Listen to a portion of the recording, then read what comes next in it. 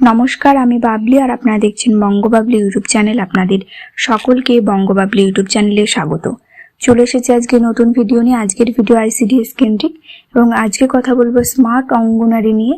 Smart অঙ্গনারী কেন্দ্র গঠন করা হবে আজকে এই নিয়ে ভিডিওটি ভালো লাগলে অবশ্যই লাইক করবেন, শেয়ার করবেন। ইউটিউব চ্যানেলে নতুন হয়ে থাকলে চ্যানেলটি সাবস্ক্রাইব করবেন, পাশের বেল আইকনটি ক্লিক করে অল নোটিফিকেশন করে রাখবেন।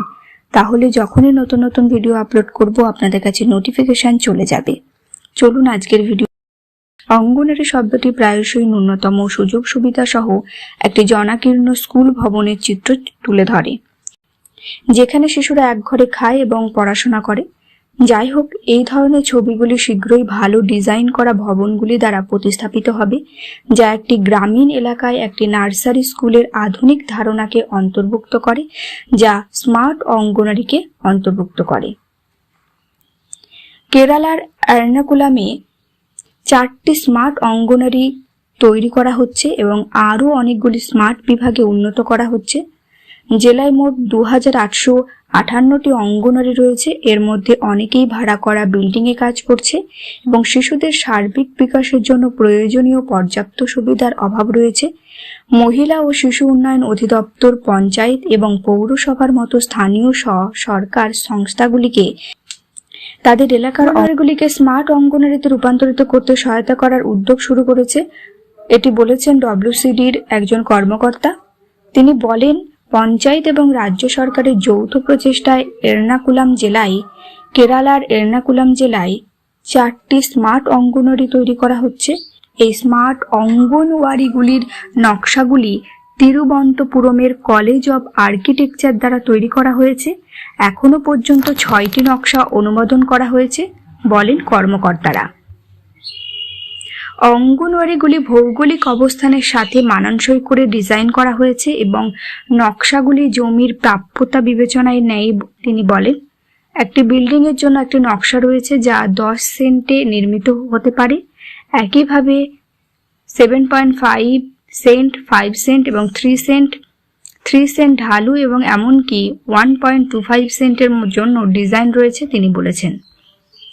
অঙ্গনারীগুলিতে একটি বাগান থাকবে যেখানে রঙিন ফুল থাকবে এবং প্রজাপতির মেজবান হবে।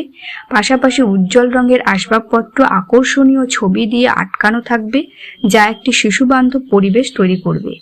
দ্বিতল ভবনটিতে স্টাডি রুম, লাউঞ্জ, ডাইনিং, রান্নাঘর, স্টোর রুম, কৃত্রিম ঘাস, বাগান, খেলনা এবং একটি হল সহ অন্দর ও বহিরঙ্গন খেলার জায়গা অন্তর্ভুক্ত করা হবে।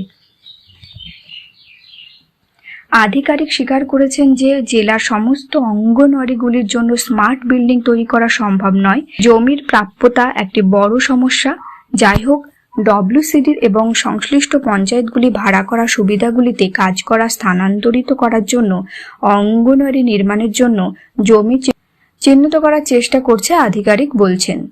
তিনি বলেন, স্মার্ট অঙ্গনারী প্রকল্পটি পর্যায়ক্রমে বাস্তবায়িত হচ্ছে, নিয়মিত কাঠামো প্রতিস্থাপন করে আরও আধুনিক হচ্ছে। রাজ্য সরকার প্রদত্ত তহবিল ছাড়াও রাজ্যের পঞ্চায়েতগুলি থেকে মোট 5.74 কোটি টাকা পাওয়া যাচ্ছে।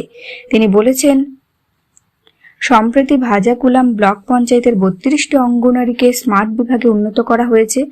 ডব্লিউসিডি আধিকারিক বলেন, প্রতি বছর স্থানীয় সংস্থাগুলি অঙ্গনারীর উন্নয়নের জন্য তাদের পরিকল্পনা তহবিলে অর্থ বরাদ্দ করে।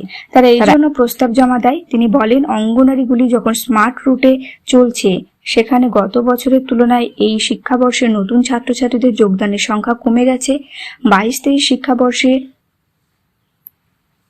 14,000-টিরও বেশি শিশু মে মাসের মধ্যে ভর্তির আবেদন করেছিল এবং আরও 7,000 নভেম্বরে যোগদান করেছিল।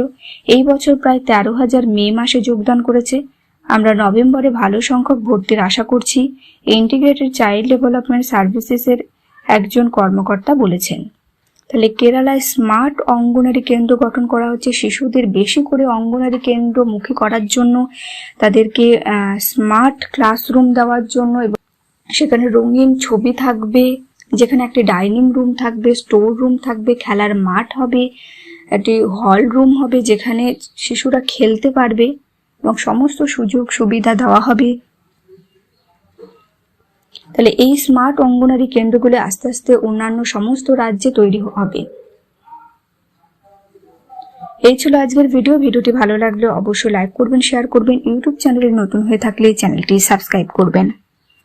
আইসিডিএস কেন্দ্রিক ভিডিও এই চ্যানেলে আপনারা নিয়মিত পেয়ে যাবেন। আপনারা কমেন্ট করে জানাতে পারেন আর কি বিষয় নিয়ে ভিডিও বানালে ভালো হয়। চেষ্টা করব সেই সব বিষয় নিয়ে ভিডিও বানানোর।